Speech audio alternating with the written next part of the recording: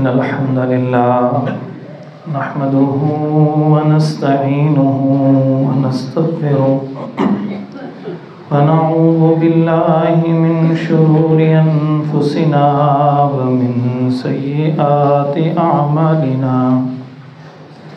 من يهده الله فلا مضل له ومن يضلل فلا هادي له وأشهد أن لا إله إلا الله وحده لا شريك له وأشهد أن محمدًا عبده ورسوله أما بعد فإن خير الحديث كتاب الله وخير الهدي هدي محمد صلى الله عليه وسلم وشر الأمور محدثاتها وكل محدثة بدعة وكل بدعة ضلالة وكل ضلالة في النار فأعوذ بالله من الشيطان الرجيم بسم الله الرحمن الرحيم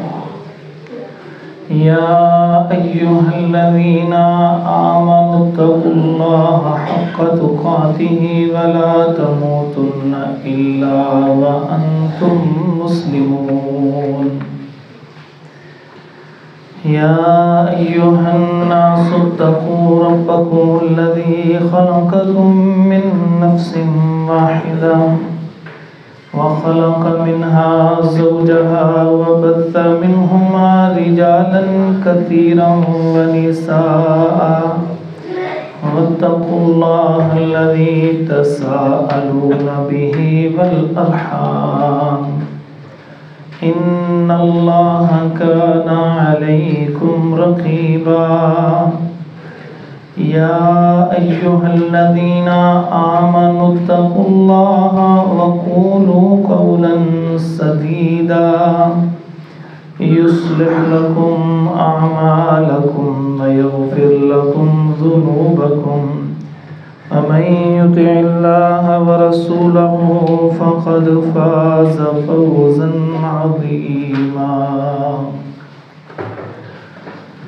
رب اشرح لي صدري رب اشرح لي صدري رب اشرح لي صدري ويسر لي أمري واحلل عقدة من لساني يفقهوا قولي اللهم تقبل منا صالح الأعمال وتجاوز عن سيئات أعمالنا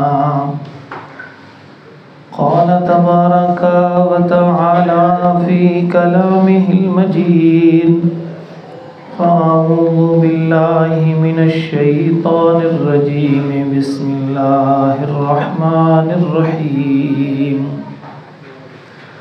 وضرب لنا مثلا ونسي خلقه قال من يحيي العظام وهي رميم قل يحييها الذي أنشأها أول مرة وهو بكل خلق عليم الذي جعل لكم من الشجر الأخضر نارا فإذا أنتم منه توقدون أوليس الذي خلق السماوات والأرض بقادر على أن يخلق مثلهم بلى وهو الخلاق العليم إنما أمره إذا أراد شيئا أن يقول له كن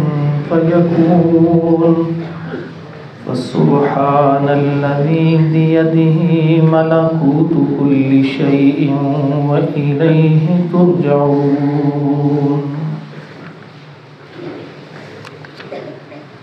حضرات محترم آیت نمبر 78 سے 83 تک آپ کے سامنے سورۃ یاسین کی تلاوت کی ہے۔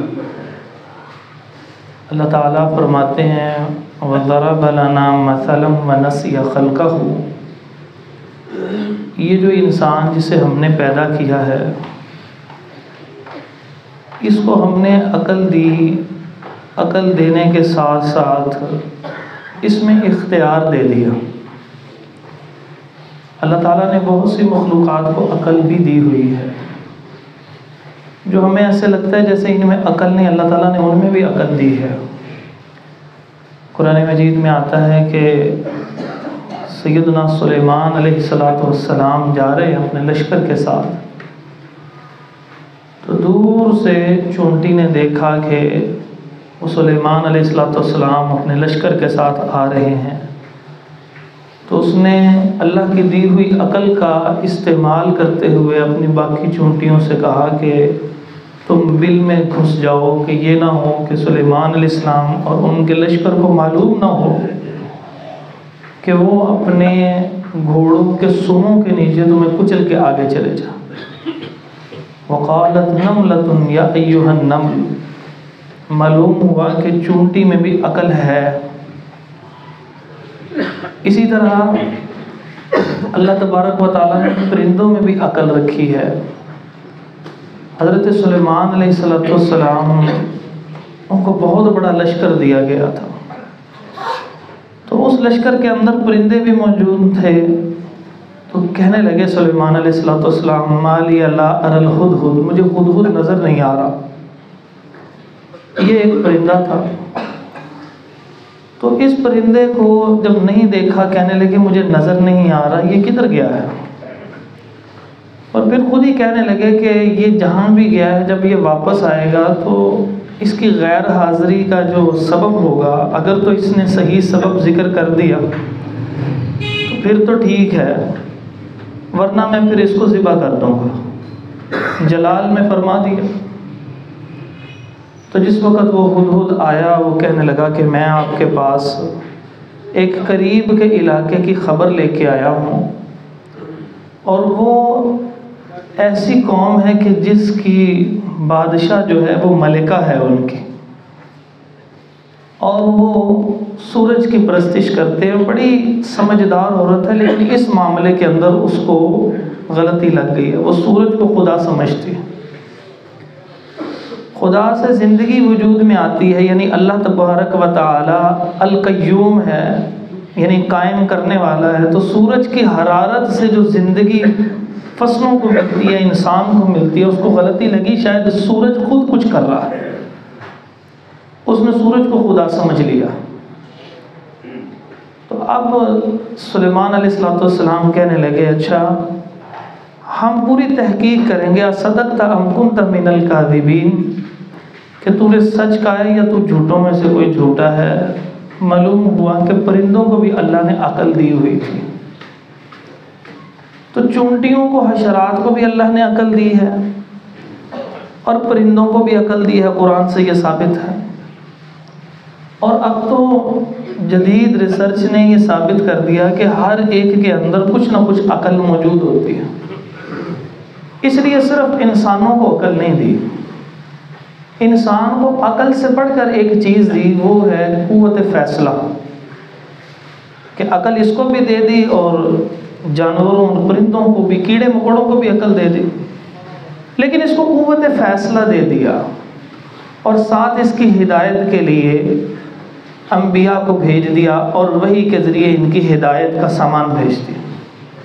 فرمایا انا ہدیناہ السبیل اما شاکرا و اما کفورا، ہم نے تمہیں ہدایت دکھا، رستہ دکھا دیا، اب تمہیں عقل کے ساتھ ساتھ جانوروں، پرندوں، جو حشرات الارض ہیں ان کو بھی عقل دی ہے، تمہیں ایک بڑھ کر چیز دی ہے، وہ ہے تمہیں اختیار دے دیا، چاہو تو تم سیدھے راستے کی طرف چل پڑو، چاہے تو تم شیطان کی طرف چل پڑو۔ اب اللہ تبارک و تعالیٰ نے جو جملہ ہے، اس جملے کی گہرائی میں سوچیے کہ اللہ تبارک و تعالیٰ نے کس طرح یہ جملہ کہا ہے کہ اپنے آپ کو بھول گیا اور ہمارے لیے اسی عقل کو غلط استعمال کرنے لگ پڑا۔ پرندوں کو عقل دی تو پرندوں نے اللہ کی نافرمانی نہیں کی، اپنی تخلیق کو سوچتے ہوئے اپنے خالق کو پہچان لیا۔ فرشتوں کو عقل دی، انہوں نے اتنی فرما برداری کی کہ اللہ فرماتے ہیں لا یعصون اللہ ما امرهم ویفعلون ما یؤمرون، یہ نافرمانی کرتے ہی نہیں ہیں۔ اسی طرح کیڑیوں کو عقل دی، وہ جو چیز سکھائی تھی وہ اسی طرح کرتی ہے، شہد کی مکھی کی طرف وحی کی، یعنی اس کو طریقہ سکھا دیا، وہ اسی طرح زندگی بسر کرتی ہے۔ اب جب انسان کی باری آئی، اللہ تعالیٰ نے اس کو جانوروں پرندوں سے بڑھ کر ایک چیز دی کہ اپنی مرضی سے تو فیصلے کر سکتا ہے۔ اس نے غلط فیصلے کیا کرنے تھے، اللہ کے بارے میں ہی غلط نتیجہ نکال لیا اور اللہ کے بارے میں مثالیں بیان کرنے لگ پڑا کہ اللہ تعالیٰ نے فرما دیا وَضَرَبَ لَنَا مَثَلًا، وہ ہمارے لیے مثالیں بیان کرتا ہے، وَنَسِيَ خَلْقَهُ، اپنی تخلیق کو تو بھول گیا، تو پہلے ہے ہی نہیں تھا۔ تو کہتا ہے اللہ تعالیٰ براہ راست بات نہیں سنتا، اللہ تبارک و تعالیٰ کسی کو سنائیں گے وہ اللہ تعالیٰ کو کہہ سکیں گے۔ بعض لوگ ایسے نکلے کہ جنہوں نے یہ کہنا شروع کر دیا کہ ایک اللہ ہی ہے اور باقی سب کچھ جو ہے یہ جو نظر آ رہا ہے یہ نظر کا دھوکہ ہے، اصل میں یہ سارا اللہ ہی ہے، نعوذ باللہ۔ یعنی کوئی جانور بھی نظر آ رہا ہے، کوئی انسان نظر آ رہا ہے، کوئی کیڑے نظر آ رہے ہیں، کوئی پہاڑ پرندے نظر آ رہے ہیں، کہتے ہیں جو کچھ نظر آ رہا ہے وہ اللہ ہی ہے، اصل میں اللہ ہی ہے۔ یہ ہے نظریہ وحدت الوجود جو گمراہ کن نظریہ ہو۔ اس کا رد کیا کہ ایسے نہیں ہے، خالق وہ ہے، تم مخلوق ہو، اس نے پیدا کیا ہے تمہیں۔ جو چیز پیدا ہوتی ہے وہ خدا نہیں ہو سکتی۔ بعض نے سوچنا شروع کر دیا کہ نہیں، جیسے کسی انسان کا عکس ہوتا ہے، اللہ کا بھی عکس ہے، اور یہ سارا جو نظر آ رہا ہے یہ وجودی اعتبار سے تو اللہ نہیں ہے، لیکن یہ اس کا عکس ہے، تو لہٰذا عکس ہے تو پھر یہ بھی خدا ہی ہے۔ اس کو نظریہ وحدت الشہود کہتے ہیں۔ یہ بھی سارا کا سارا گمراہ نظریہ۔ اللہ تبارک و تعالیٰ نے قرآن مجید میں ذکر کیا لیس کمثلہ شیء، اس جیسی کوئی چیز نہیں ہے۔ مطلب مثالیں بیان کی، لا تضربوا للہ الامثال، اللہ کے لیے مثالیں نہ بیان کیا کرو، کیونکہ جب آپ کسی کی مثال دیں گے کہ اللہ ایسے ہے تو جس کی مثال دیں گے وہ فانی ہے اور اللہ فانی نہیں ہے۔ جس کی مثال دیں گے اس کے اندر صفات کے اندر نقص ہوگا، اللہ کی کسی صفت میں نقص نہیں ہے۔ جس کی مثال دیں گے وہ کہیں نہ کہیں مجبور ہوگا اور اللہ کہیں بھی مجبور نہیں ہے۔ جس کی مثال دیں گے وہ پیدا ہوا ہوگا اور اللہ پیدا ہوا نہیں ہے، هو الاول والآخر والظاہر والباطن۔ اللہ تو خالق ہے، وہ تو مخلوق ہے ہی نہیں۔ اس لیے فرمایا فلا تضربوا للہ الامثال، گمراہی سے بچنا چاہتے ہو اللہ کے لیے مثالیں بیان نہ کیا کرو۔ رب تک پہنچنے کے لیے سیڑھی کی ضرورت ہے، تو لہذا یہ فلاں فلاں فلاں فلاں ہماری سیڑھیاں ہیں، ہماری ان کے آگے، ان کی اللہ کے آگے۔ کیوں بھائی؟ جب ہماری تخلیق ہو رہی تھی، کیونکہ اللہ نے یہاں فرمایا کہ وَنَسِيَ خَلْقَهُ، وہ اپنی تخلیق بھول گیا۔ جب ہماری تخلیق ہو رہی تھی تو پھر کس نے اس وقت کان، منہ، ہاتھ، پیر، ناک جو ہے وہ ڈیولپ کر رہا تھا؟ کوئی بولا اللہ تعالیٰ؟ وہ اللہ کے ساتھ کسی کی کوئی مثال ہی نہیں ہے، وہ میچلس ہے۔ جو رب ہے وہ صرف رب ہے، وہ کوئی اور نہیں ہے۔ اس کے ساتھ مثالیں نہ دیا کرو کہ کسی بڑے افسر سے ملنا ہو تو کسی سے پہلے درخواست دینی پڑتی ہے۔ بھائی بڑے افسر کے سامنے 36 بندے بات کرنا شروع کر دیں، اس کے کان جواب دے جائیں گے، اس کو سمجھ ہی نہیں لگے گی۔ اللہ وہ ذات ہے کہ جہاں سے مرضی، جتنے مرضی ساری مخلوق اس کو پکارتی ہو، اللہ تبارک و تعالیٰ ایک ہی وقت میں سنتے ہیں۔ اللہ کی کیا مثال دیتے ہیں؟ ہم ایک طرف کو دیکھتے ہیں، ہماری ایک ڈائمنشن ہے، سامنے دیکھ رہے ہیں، اس کو دیکھ رہے ہیں، بس پیچھے کا نہیں پتہ لگ رہا۔ اندازہ لگا سکتے ہیں، پتہ کوئی نہیں لگ سکتا۔ اللہ تبارک و تعالیٰ ایک وقت میں ہر ایک کو اسی طرح دیکھتے ہیں کہ جس سے زیادہ وہ اپنے آپ کو نہیں دیکھ سکتا۔ تو کہا کہ کیا کہتے ہو؟ کہنے لگے قال من یحیی العظام وہی رمیم، کہ اللہ تبارک و تعالیٰ میں اتنی قوت ہے کہ جب ہم سارے کے سارے مردہ ہو جائیں گے، ہماری ہڈیاں گل سڑ جائیں گی، بالکل بھربھری ہو جائیں گی، کیا وہ اللہ زندہ کر سکتا ہے؟ اللہ نے فرمایا قل کہہ دیجئے کہ یحییھا الذی انشأھا اول مرہ، جس نے پہلی مرتبہ تجھے بنایا وہی دوسری مرتبہ بنائے گا۔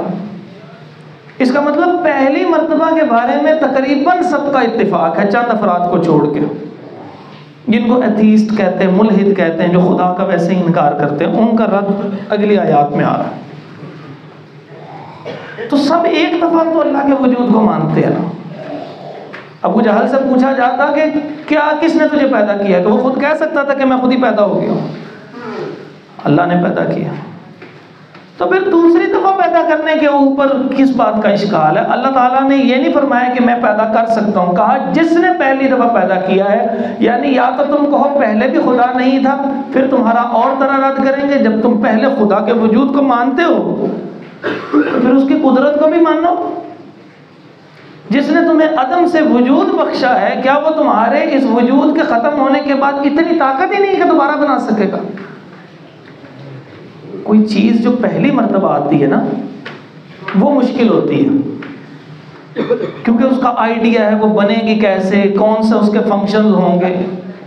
اسی لیے جب پہلی مرتبہ چیز آتی ہے نا دنیا میں، انسان بناتے ہیں تو وہ کاپی رائٹ ایکٹ لگوا دیتے ہیں اس کے اوپر، یہ میرا آئیڈیا۔ تو اللہ کے لیے تو پہلی دفعہ بھی مشکل نہیں تھا، تو دوسری دفعہ تو تمہارے نزدیک بھی کوئی چیز مشکل نہیں ہوتی، تو پھر رب کے لیے کیسے مشکل ہو سکتے ہو تم؟ فرمایا وَهُوَ بِكُلِّ خَلْقٍ عَلِيمٌ، اور وہ ہر طرح کا پیدا کرنا خوب جانتا ہے کہ کیسے پیدا کرنا تھا۔ تم نے نہیں بتانا اس کو پتا ہے، کلمہ کن سے کر دے گا۔ الَّذِي جَعَلَ لَكُم مِّنَ الشَّجَرِ الْأَخْضَرِ نَارًا، بڑی خوبصورت دلیل دی، انسان مثالوں کے ذریعے سمجھتا ہے۔ اللہ تعالیٰ نے فرمایا کہ کیا دیکھا نہیں ہے کہ یہ جو درخت اگتا ہے، درخت کیسے اگتا ہے؟ جب زمین کے اندر کوئی بیج ڈالتے ہیں یا بیج چلا جاتا ہے اور وہ خود بخود ہی پودا نکلتا ہے نا، تو پودا کیوں بڑھتا ہے؟ اس کے نیچے سے نمی اس کے اندر جا رہی ہوتی ہے، اور جب وہ نمی اس کے اندر جانا ختم ہوتی ہے، اس کی جڑ کاٹتے ہیں تو پھر وہ سرسبز نہیں رہتا، اور جس میں نمی جاتی ہے وہ سرسبز ہوتا ہے، اور پانی میں آگ لگتی نہیں ہے۔ تو اس لیے اللہ کہتے ہیں الذی جعل لکم من الشجر الاخضر نارا، وہ جس نے تمہارے لیے سبز درخت سے آگ پیدا کر دی۔ سبز درخت وہ ہوگا جس میں پانی ہوگا، تو جس نے اس پانی کو خشک کر کے اس میں آگ پیدا کر دی، اور تم اس کو جلاتے ہو جھاڑیوں کو اور اس میں سے آگ نکلتی ہے، جو اللہ تبارک و تعالیٰ اس کو اس کی کیفیت بدل سکتا ہے، وہ تیرے مرنے کے بعد تجھے کیوں دوبارہ نہیں اٹھا سکتا؟ اور ایک جگہ آتا ہے کہ قیامت کا وقت ہوگا اور قیامت میں سمندروں میں آگ لگ جائے گی۔ اب اس پہ اعتراض کیا، کہہ رہے ہیں سمندر تو پانی کا اتنا بڑا مرکز ہے، اس میں آگ کیسے لگے گی؟ بعض لوگوں نے کہنا شروع کیا، انہوں نے کہا اس میں تیل کے ذخائر ہیں، تیل کو آگ لگے گی۔ سارے سمندروں میں تو تیل ہوتا ہی نہیں ہے، تو سارے سمندروں میں آگ لگنے کا ذکر ہے، تو پھر جن میں تیل نہیں ان میں آگ کیسے لگے گی؟ جبکہ اللہ فرماتا ہے ان میں آگ لگے گی۔ اس وقت اتنا زیادہ درجہ حرارت ہو جائے گا کہ یہ جو پانی ہے وہ ہائیڈروجن اور آکسیجن سے بنتا ہے، یہ دونوں اپنے اپنے واپس مڑ جائیں گے، پانی آکسیجن ہائیڈروجن بنے گا، اور پھر وہ آگ اور دھماکے شروع ہو جائیں گے۔ اللہ کوئی محتاج ہے؟ اللہ تبارک و تعالیٰ جو ایک سبز ٹہنی کو اس طرح کا بنا سکتا ہے کہ اس کو خشک کر دے، اس کے اندر سے پانی ویبریٹ کر دے، نکال دے، اور پھر وہ جلانے کے قابل ہو جائے، تو وہ اللہ ہر چیز کے اوپر قادر ہے۔ فَإِذَا أَنْتُم مِّنْهُ تُوقِدُونَ، پھر تم یکجک اس سے آگ جلا لیتے ہو۔ اللہ تعالیٰ نے یہ تمہارے لیے قانون بنا دیا۔ کہا جو اتنا طاقتور ہے، أَوَلَيْسَ الَّذِي خَلَقَ السَّمَاوَاتِ وَالْأَرْضَ بِقَادِرٍ عَلَىٰ أَن يَخْلُقَ مِثْلَهُم، کیا جس نے آسمانوں زمین کو پیدا کیا ہے، کیا وہ اتنا بھی قادر نہیں ہے ان یخلق مثلہم، کہ اسی جیسی دوبارہ چیز پیدا کر سکے؟ کیا اس میں اتنی قوت نہیں ہے؟ قوت ہے، بھلا کیوں نہیں کر سکتا ہے۔ وَهُوَ الْخَلَّاقُ الْعَلِيمُ، اور وہ خوب پیدا کرنے والا، سب کچھ جاننے والا ہے۔ کہ جیسے کسی چیز کو پیدا کرنا تھا، جیسے اس کا اندازہ، اس کا قانون بنانا تھا، اللہ نے صحیح بنا دیا۔ اب وہ بات آ رہی ہے جو ہر مسلمان اس وقت طلب کر رہا ہے۔ اب انما امرہ اذا اراد شیئا ان یقول له کن فیکون، اللہ کی شان یہ ہے جب وہ کسی کام کا ارادہ کرتا ہے تو وہ کہتا ہے کن فیکون، ہو جا تو وہ ہو جاتی ہے۔ اب یہ وہ کلمہ کن ہے جو یہاں پر بیٹھے لوگ فلسطین والوں کے لیے طلب کر رہے ہیں۔ ایسے ہی کر رہے ہیں نا، دعائیں کر رہے ہیں، آہوزاری کر رہے ہیں۔ جو لوگ اس وقت عمرہ کر رہے ہوں گے، جو طواف کر رہے ہوں گے، جو صحیح کر رہے ہوں گے، جو سفر پہ جا رہے ہوں گے، مسلمان کا دل تو وہی اڑا ہوا ہے کہ جو کچھ ان کے ساتھ سلوک کیا جا رہا ہے، بچوں کو ذبح کیا جا رہا ہے، جہاں اس کو فرسٹ ایڈ ہی دینی تھی وہاں سامان نہیں جانے دیتے، جہاں سامان چلا گیا ان اسپتالوں پہ ٹینک چڑھا دیا، اس کے اوپر سے بمباری کر دی، ہر شے تباہ کر دی پکڑ کے، نسلوں کی نسلیں ختم کر دی پکڑ کے۔ اور قانون دیکھیں اسرائیل کا قانون کیا ہے۔ اسرائیل کا قانون یہ ہے کہ پوری دنیا میں سے کوئی یہودی ایک سیکنڈ کے لیے بھی اسرائیل کی جو سو کالڈ اسرائیل ہے اس کی زمین پہ قدم رکھ لے تو اس کو اس کی نیشنلٹی دے دیتے ہیں، کہتے ہیں یہ اس علاقے کا مستقل باشندہ ہے، وہ کوئی کام کرنے کی ضرورت نہیں، وہاں پہ کوئی یہودی نے قدم رکھا ساتھ ہی اس کو نیشنلٹی دے دی گئی۔ اور وہاں پر ہزاروں سالوں سے رہنے والے لوگ، تقریباً 1500 سال تو تقریباً ہو چکا ہے ان مسلمانوں کو وہاں رہتے ہوئے، ایک لمحے کے لیے اسرائیل کی اجازت سے غزہ ہو، فلسطین ہو، اسرائیل کا اپنا علاقہ ہو، ان سب علاقوں میں سے بغیر اجازت سے باہر نکل گئے تو اس کی نیشنلٹی کینسل کر دیتے ہیں۔ اب یہاں کے بیٹھے مسلمان کیا کرتے ہیں؟ وہ کہتے ہیں یا اللہ ہم تیرے کلمہ کن کا منتظر ہیں، وہی آیت آ گئی۔ یہ کلمہ کن کس وقت ہوتا ہے؟ ہر طرف لاشیں تو مسلمانوں کے نظر آ رہے ہیں، ہم انتظار تو کلمہ کن کا کر رہے ہیں، ہم تو کچھ بھی نہیں کر سکتے، حکمران کچھ کرتے نہیں، ہم کچھ کر نہیں سکتے، جو کر سکتے ہیں وہ OIC کا اجلاس ضائع کر کے بیٹھ گئے، 4 ایک طرف باقی ایک طرف، فیصلہ کچھ بھی نہیں ہوا، بائیکاٹ تک بھی نہیں ہو سکا، باقی کیا کام کرنا ہے؟ جو کر سکتے ہیں وہ کر نہیں رہے، جو کر نہیں سکتے وہ کرنا چاہتے ہیں، وہ کر سکتے نہیں ہیں بیچارے۔ تو پھر ہم کیا کرتے ہیں؟ پھر ہم کلمہ کن طلب کرتے ہیں، یا اللہ تو کن کہہ کے ان کا بیڑا گرک کرتا، یہی کہتے ہیں نا۔ یہ کن کیسے ہوتا ہے، کب ہوتا ہے؟ اللہ تعالیٰ کی کوئی سنت ہے اس کلمہ کن کے ساتھ؟ سنت ہے، اس کو سمجھ لیجیے۔ کلمہ کن کس وقت آتا ہے؟ آئیے قرآن اور حدیث سے سمجھتے ہیں۔ وہ یہ بڑا ہی عقیدے کا مسئلہ۔ اب یہ جو ایتھینز ہیں، یہ جو ملحد لوگ ہیں، وہ کہتے ہیں تم کر لو جتنی دعائیں کرنی تھی، کافروں کے ایجاد کردہ موبائل کے اوپر ہی دعائیں بھیجی چلی جاتے ہو، پھر کہتے ہو اللہ ان کافروں کو ہلاک کر۔ اس قسم کے بڑے تان و تشنیع وہ کرتے ہیں، اور ہم پھر بھی مسلمان ایک اللہ سے ان آیات کی وجہ سے کہتے ہیں کہ اے اللہ تو کلمہ کن کہہ کے ان کا بیڑا غرق کرتا ہے۔ لیکن کلمہ کن آتا کب ہے؟ کلمہ کن اس وقت آتا ہے کہ سب سے پہلے اس امت کو خود محنت کرنی پڑے گی۔ محنت کریں گے تو پھر اللہ تبارک و تعالیٰ تیسری سٹیج کے اوپر کلمہ کن کہتے ہیں۔ انسانوں سے طلب کرتے تو محنت کرو گے، پھر وہ جب وہ محنت کرتے ہیں پھر اللہ تبارک و تعالیٰ ان کی محنت کی وجہ سے ان کے دل کو مضبوط کرتا ہے، فرشتوں کے ذریعے مدد کرتا ہے، پھر بھی جو بے بسی ہوتی ہے پھر اس کو ختم کرنے کے لیے کلمہ کن کہتا ہے۔ یہ ترتیب سمجھیں، یہ اللہ تعالیٰ کی سنت ہے۔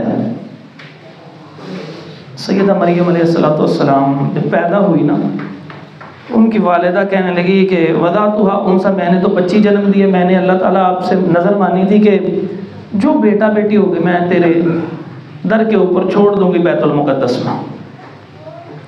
تو یہ تو بیٹی، اللہ تعالیٰ نے فرمایا اللہ اعلم بما وضعت، جو تو نے جنم دیا ہے وہ اللہ کو پتا ہے، اللہ نے تو عطا کیا تجھے۔ تو انہوں نے میاں بیوی نے فیصلہ کیا کہ اس طرح کرتے ہیں بھی اللہ کے رستے میں وقف کر دیتے ہیں، بس ٹھیک ہے، اللہ اس کی حفاظت فرمائے۔ اللہ نے جو فرما دیا اللہ تعالیٰ کو معلوم ہے۔ تو انہوں نے اس بیٹی کو، تھوڑی سی بڑی ہوئی تو وہ محراب ویسے بنے ہوتے تھے، چھوٹے چھوٹے کمرے، بالکل چھوٹے چھوٹے کمرے، تو ان کے اندر ان کو رکھ دیا، اور سامنے جو ہے وہ پردہ لٹکا ہوا ہے، اور وہاں پہ نیک اور صالحین اس زمانے کے موجود ہیں، جن میں ایک نبی زکریا علیہ السلام بھی موجود ہے۔ اب وہاں پہ ان کی پرورش ہوتی رہی، تفصیلی واقعہ ہے۔ اب وہ جب جوان ہو گئی تو اللہ تعالیٰ نے ان کو حکم دیا کہ آپ یہاں سے نکلیں اور مشرقی کنارے کی طرف چلیں۔ اب وہاں سے نکلیں اور تھوڑے آگے چلی گئی، اور جب وہ سائیڈ پہ، بالکل سائیڈ پہ ہو گئی اس جگہ سے نکل کے، تو اب اللہ تبارک و تعالیٰ نے فرشتے جبرائیل علیہ السلام کو انسان کی شکل میں بھیجا۔ فَتَمَثَّلَ لَهَا بَشَرًا سَوِيًّا، وہ پورے انسان کی شکل میں آئے تاکہ ڈر نہ جائیں۔ اللہ تعالیٰ کا پیغام سنایا کہ آپ کو حمل ہوگا اور پھر اس کے بعد آپ کے بچے کی پیدائش ہوگی۔ وہ کہنے لگے مجھے تو کسی بشر نے چھوا ہی نہیں، وَلَمْ يَمْسَسْنِي بَشَرٌ، مجھے تو کسی بشر نے نہیں چھوا، میری تو نکاح ہی نہیں ہوا ابھی۔ اللہ تعالیٰ نے فرمایا ایسے ہی ہوگا، خاموش ہے۔ اب اس کیفیت میں جب وہ حاملہ ہو گئی کلمہ کن، اور پھر اس کے بعد جب وہ پریشان ہو گئی، بچے کے جنم کا وقت قریب آیا، اللہ تبارک و تعالیٰ نے کلمہ کن کہہ کے فوری طور پہ سارا ماحول سازگار نہیں کر دیا تھا۔ آزمائش ہوتی ہے پہلا، آزمائش میں جو پورا اترتا ہے پھر اس کے لیے کلمہ کن آتا ہے۔ جب آزمائش میں فیل ہو گئے تو کلمہ کن کہاں سے آئے گا؟ یہ اللہ کی قدرت ہے، کہہ سکتا ہے، لیکن سنت نہیں ہے۔ سنت یہ ہے پہلے انسانوں کی آزمائش۔ سیدہ مریم علیہ السلام کی جو پیدا اللہ رب العزت نے بیٹا مانگنے پہ بیٹی دی تھی، اس کا مطلب جب پیدا ہی اللہ تبارک و تعالیٰ نے ایک خاص عظیم مقصد کے لیے کی، جن کے بطن سے سیدنا عیسیٰ علیہ السلام نے پیدا ہونا تھا، اس عظیم ہستی کی بھی پہلے آزمائش ہے، بعد میں کلمہ کن۔ ان کو کہا کہ اللہ تعالیٰ نے کہا کہ ہم نے آپ کے نیچے ایک قریب ہی جو ہے وہ ایک چشمہ بہا دیا ہے، یہ چشمے سے پانی پینا ہے آپ نے، اور یہ ایک درخت ہے، وَحُدِّ إِلَيْكِ بِجِذْعِ النَّخْلِ، آپ نے اس درخت کے قریب چل جانا، اس کے تنے کو آپ نے ہلانا۔ اب ایک عورت پہلے ہی پریشان ہے، جو پہلے کہہ رہی ہے کہ اس سے پہلے کہ میرے ساتھ یہ معاملہ پیش آتا ہے، اتنی بڑی آزمائش، یا اللہ کن تو نسیا منسیا، میں بھولی بھلائی ہوتی، میں ہوتی ہی نہ دنیا میں آئی نہ ہوتی، اتنی بڑی آزمائش ہے، نیک ماں باپ کو لوگ تانے دیں گے، میری ساری زندگی نیک، اور تم بڑی مشکل آزمائش ہے، جتنا بڑا اتنی بڑی آزمائش۔ اب میں اتنی کیفیت کے اندر اور درد ذیل آغاز ہو چکا ہو، تو ان کو اللہ تعالیٰ نے ایک ڈیمانڈ کر دیا، حُزِّ إِلَيْكِ بِجِذْعِ النَّخْلِ، یہ جو درخت ہے نا کھجور، اتنا مضبوط درخت کا، اس کو آپ نے ہلانا ہے، کھینچنا۔ اب یہ کیسے کھینچا جائے گا؟ کہ نہیں، آپ نے ہمت کرنی ہے تو ساقط علیہ کی رطباً جنیا، اللہ تر و تازہ کھجوریں خود پھینک دے گا۔ محنت کرنی پڑے گی، پھر کلمہ کن ہے، کر سکتا ہے لیکن کرتا نہیں ہے، قانون ہے پورا، محنت کرنی پڑی، ہلانا پڑا، اس کیفیت میں بھی ایفرٹ کرنی پڑی ہے۔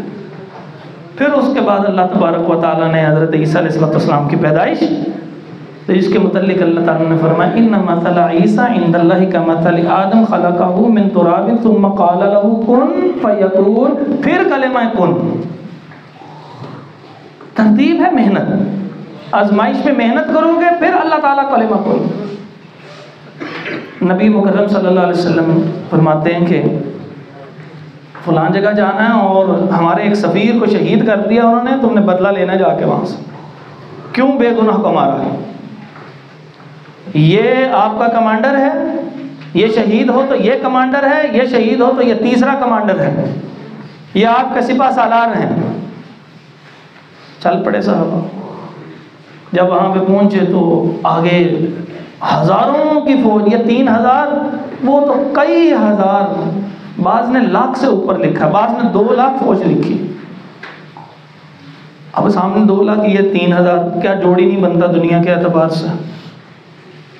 تو اب جنگ شروع ہو گئی، پہلا کمانڈر شہید، دوسرا شہید، تیسرا شہید، اب نبی صلی اللہ علیہ وسلم نے 3 تک بتایا تھا۔ وہاں پر ایک نوجوان جو ابھی کچھ ہی دیر ہوئی تھی مسلمان ہوئے، انہوں نے پکڑی ایک تلوار نیچے گری ہوئی اور اب مارنا شروع کر دیا. یہ ماری تلوار اس کو کاٹ دیا, یہ ماری تلوار اس کو, اتنی زور سے تلوار ماری جیسے کسی کو سٹک مارے, سٹک ٹوٹ جاتی ہے نا, تلوار ٹوٹ گئی. اور 3-4 کلو کی تلوار مار کے ہڈیاں توڑتے توڑتے تلوار ہی ٹوٹ گئی. غصے, شدید غصے کے اندر ایک اور تلوار کسی کافر کی اٹھائی, مار مار کے تلوار توڑ دی. 9 تلواریں توڑی اس نوجوان نے. ان کا نام تھا خالد بن ولید رضی اللہ تعالیٰ. اس زور سے مارتے تھے یہ تلوار کے ہڈیاں 2 ٹکڑے ہو جاتی تھی, اور مار مار کے وہ تلوار ہی کئی دفعہ ٹوٹی. 9 تلواریں ایسے ٹوٹی. وہ 3000 کے لشکر میں بھی کچھ شہید ہو چکے تھے, اور یہ پھر بھاگے کہ اس کے آگے کوئی آیا تو یہ سب تہس نہس کر دیں گے. پھر اللہ تبارک و تعالیٰ نے ان کے دلوں میں روک ڈالا, وہ وہاں سے بھاگے. اس سے پہلے آزمائش میں کام کرنا پڑا. انہوں نے 3 کمانڈر شہید ہونے کے بعد صرف دعا نہیں تھی کہ یا اللہ کلمہ کن سے ان کو ہلاک کر دے.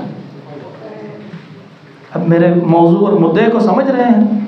ہم کلمہ کن تو طلب کرتے ہیں, مانگنا تو اسی اللہ سے, ہم تو بے بس ہیں. لیکن پہلے آزمائش بھی تو ہوتی ہے نا, اس آزمائش میں پورے بھی تو اترے نا. آزمائش میں ہم پورے اترتے نہیں. اللہ تعالیٰ قرآن مجید میں فرماتا ہے, سورۃ محمد صلی اللہ علیہ وسلم آیت نمبر 4 میں اللہ تعالیٰ فرماتے ہیں وَلَوْ يَشَاءُ اللَّهُ لَانْتَصَرَ مِنْهُمْ. اللہ چاہتا تو اللہ تعالیٰ ان کافروں سے خود بدلہ لے لیتا, انتقام لے لیتا. وَلَكِنْ لِيَبْلُوَ بَعْضَكُمْ بِبَعْضٍ, لیکن اللہ تبارک و تعالیٰ تم میں سے بعض کو بعض کے ساتھ آزمانا چاہتا ہے. کلمہ کن کے ساتھ ان کو تباہ و برباد کر دیتا, لیکن آزمائش تو تمہاری کرنی ہے. وہ جیسے کسی نے پوچھا تھا, حضرت عیسیٰ علیہ السلام دیکھا ایک آدمی جو ہے وہ درخت کے اوپر چڑھا, پہاڑ پہ چڑھا ہوا, کہتا ہے میں یہاں سے چھلانگ لگانا چاہتا ہوں, دیکھنا چاہتا ہوں کہ اللہ تعالیٰ مجھے بچا سکتا ہے کہ نہیں بچا سکتا. تو انہوں نے ان کو کہا, اس بندے سے کہا کہ تو اس دنیا میں اپنی آزمائش کے لیے بھیجا گیا, اللہ تعالیٰ کو آزمانے کے لیے نہیں بھیجا گیا. جا کے یہ کام کرتا پھر تو انسانوں کی آزمائش کے لیے بھیجا گیا ہے. الذی خلق الموت والحیات لیبلوکم ایکم احسن عملا. تمہاری میری آزمائش ہے, میری آپ کی آزمائش ہے, انسانوں کی آزمائش. اللہ کہتے ہیں وَلَوْ يَشَاءُ اللَّهُ لَانْتَصَرَ مِنْهُمْ. اللہ تعالیٰ انتقام لے سکتا تھا. کون کہتا بستیاں ختم کیا ہے نا. لوط علیہ السلام کی قوم اتنی گندی, ہم جنس پرستی میں ملوث قوم, کیا پہلے دن ہی تباہ کر دیا تھا انہیں. لوط علیہ السلام ایفرٹ کرتے رہے, سمجھاتے رہے. ان کی محنت پوری ہوئی. اس کے بعد اللہ تبارک و تعالیٰ نے کیا کیا کہ جب یہ باز نہیں آئے, یہ بے بس ہو گئے. پھر اللہ تبارک و تعالیٰ کبھی بے بس نہیں ہوتا. اس نے حکم دیا اور آسمان سے وہ پتھر نازل ہوئے کہ جن کے اوپر بندے کا نام لکھا ہوتا تھا, یہ فلاں شخص کے سر پہ جا کے لگنا ہے. وہ ایسے بارش امطرنا علیہم حجارۃ من السماء, آسمان سے پتھر پھینکے, وہ پتھر سروں میں جا کے لگے, بندے مرے. پھر فرمایا کہ جعل عالیہا سافلہا, ایسے بستی کو پکڑ کے الٹا دیا, اوپر والے نیچے ہو گئے. لیکن پہلے آزمائش. اور میں نے میسج دیکھا, لکھا ہوا تھا کہ اسرائیلی پروڈکٹس کا بائیکاٹ کیا جائے. میں نے کہا کہ اسرائیلی پروڈکٹس کون سی ہیں جس کا بائیکاٹ کرنا. ہم یہی کر سکتے ہیں, اور میں نے پہلے عرض کیا کہ ہم جو کر سکتے ہیں وہ کرتے نہیں ہیں, اور جو کرنا چاہتے ہیں ان کے پاس کوئی قوت ہی نہیں ہے. وہ جو کرنا تھا جنہوں نے, وہ اپنے اجلاس میں ناکام ہیں, اور جو کچھ نہیں کر سکتے اب یہ کچھ کرنا چاہتے ہیں, ان کے پاس ہاتھ پلے ہی کچھ نہیں. تو لکھا ہوا تھا کہ فلاں پروڈکٹ کو جو ہے وہ چھوڑ دیا جائے, کم از کم ان کی معیشت کو تو نقصان پہنچائیں. اب میں نے کہا بہت اچھی بات ہے, کچھ نہ کچھ تو ہمیں کرنا چاہیے. ان کا بائیکاٹ کرتے. کون سی پروڈکٹ ہے؟ اب میں دیکھتا چلا جا رہا ہوں, شیمپو بھی سارے ان کے ہیں, صابن بھی سارے ان کے ہیں, برانڈز بھی سارے ان کے ہیں, اور لباس کے جو برانڈز ہیں مین بڑے بڑے وہ بھی سارے ان کے ہیں, جوتوں کے بڑے برانڈز بھی ان کے ہیں, کھانے پینے والی چیزیں بھی ان کی ہیں. میں چیک کر رہا تھا ہمارا کیا ہے بیچ میں, ہمارا کچھ بھی نہیں ہے. تو ہم نے کیا ہے, چلیں اسی کو غنیمت جان لیجئے، میں اور آپ یہ جو بائیکاٹ کر رہے ہیں اس کو اپنی معیشت کی بہتری کے لیے استعمال کر لیں۔ وہ کیسے؟ ایک دفعہ بائیکاٹ کر دیں ان تمام چیزوں کا، ختم پاکستان سے، اس کے بعد یہ چیزیں جو انسانی ضرورت ہیں ان کو خود بنانا شروع کر دیں۔ جب خود بنائیں گے جابز کریٹ ہوں گی، جب جاب کریٹ ہوگی تو لوگوں کو روزگار میسر آئے گا۔ لیکن ہم اپنے معذرت کے ساتھ ناک سے آگے تو دیکھتے نہیں ہیں۔ کپڑا ملتا ہے نا، جو چائنا جاتے ہیں چائنا سے پتہ لگتا ہے کہ یہ کپڑا ہمیں 100 روپے میٹر بنتا ہے، چائنا والے آپ کو 80 میں دے رہے ہیں، وہ کہتے ہیں مجھے کیا ضرورت ہے لیبر کی کچ کچ برداشت کروں گا، 100 کی بناؤں گا 110 میں فروخت کروں گا، 10 روپے بچیں گے، 80 کی لاتا ہوں میں 90 کی فروخت کر لیتا ہوں، سکون سے کام کروں گا۔ آپ نے سکون سے کام کر لیا؟ وہ جو لیبر تھی ساری کی ساری، جس کو کام ملنا تھا، ان کا گھر چلنا تھا، سارا ختم ہو گیا۔ کہ معاشرے میں یہی کچھ چل رہا تھا۔ پھر ہم اس کے بعد کیا کہتے ہیں؟ کہتے ہیں یا اللہ تیری مدد کب آئے گی، کب مدد آئے گی؟ فضائے بدر پیدا کر، فرشتے تیری نصرت کو اتر سکتے ہیں گردوں سے، کتار اندر کتار میں بدر کے صحابہ والی فضا پیدا ہو جائے، ایسا اتحاد پیدا ہو جائے، پھر اللہ تبارک و تعالیٰ مدد بھی فرمائیں گے۔ اور پھر جب بے بسی ہو جائے گی کہ ابراہیم علیہ السلام نے سارے بت توڑ دیے، پہلے نہیں کہا یا اللہ کلمہ کن سے توڑ دینا ان کے سارے بت، پہلے نہیں کہا کلمہ کن سے توڑ دینا، پہلے کہا اللہ تو میری مدد کر میں توڑنے لگا ہوں ان کے، اور بت ٹوٹ گئے، ساری چیزیں ختم ہو گئیں۔ پھر وہ آئے، انہوں نے پکڑا، سوال و جواب ہوا، پھر بھی تو بلیو کرتے رہے، جب بات نہیں مانی پھر اس کے بعد انہوں نے کہا یہ ابراہیم علیہ السلام تو بات ہی نہیں مانتے، انہوں نے کہا کہ اپنے جھوٹے معبودوں کی مدد کرو اور حرکوہ وانصروا آلہتکم، اور ان کو جلا کے خاک کر دو۔ اب ابراہیم علیہ السلام اکیلے رہ گئے، اپنا کام کرنا تھا جو کر لیا، پھر کہنے لگے حسبی اللہ و نعم الوکیل، اللہ اب تو مجھے کافی ہے، تو بہترین کارساز ہے۔ اب بے بسی میں جب اللہ کو پکارا، اللہ تعالیٰ نے اپنا قانون بدل لیا، کہا یا نار کونی بردم و سلام علی ابراہیم، یہ ہے کلمہ کن، محنت کے بعد ہے کلمہ کن۔ رسول اللہ صلی اللہ علیہ وسلم صحابہ کو لے کے نکلتے تھے جہاد میں، پھر کلمہ کن طلب کرتے تھے، پھر اللہ پھر مضبوط بھی کرتا تھا، اور مضبوط کرنے کے ساتھ ساتھ فرشتوں کی مدد بھی نازل کرتا تھا، اور پھر اس کے بعد کلمہ کن سے وہ نیست و نابود بھی ہوتے تھے کہ اللہ نے خود بھی قرآن میں کہا۔ صحابہ، ایک صحابی کہنے لگے میں نے ایک بندے کو تلوار ماری تو میری تلوار ابھی ایسے گزر رہی ہے تو اس کی گردن پہلے اتر چکی تھی، میں حیران تھا کہ یہ کس نے کیا؟ رسول اللہ صلی اللہ علیہ وسلم سے ذکر، انہوں نے کہا یہ فرشتے مدد کے لیے نازل کی۔ کام کرنا پڑا تھا، شہادتیں ہوئی تھیں، محنتیں ہوئی تھیں، اس آزمائش کے بعد اللہ تبارک و تعالیٰ کلمہ کن سے ان کی مدد کرتا ہے جو بالکل بے بس ہو جاتے ہیں، جو غار کے اندر پھنس جاتے ہیں، پھر اللہ تعالیٰ ان کی کلمہ کن سے مدد فرماتا ہے۔ فرمایا فسبحان الذی بیدہ ملکوت کل شیء والیہ ترجعون، سو پاک ہے وہ کہ اسی کے ہاتھ میں ہر چیز کی کامل بادشاہی ہے اور اسی کی طرف تم لوٹائے جاؤ گے۔ اقول قولی ھذا استغفر اللہ لی ولکم ولجمیع المسلمین۔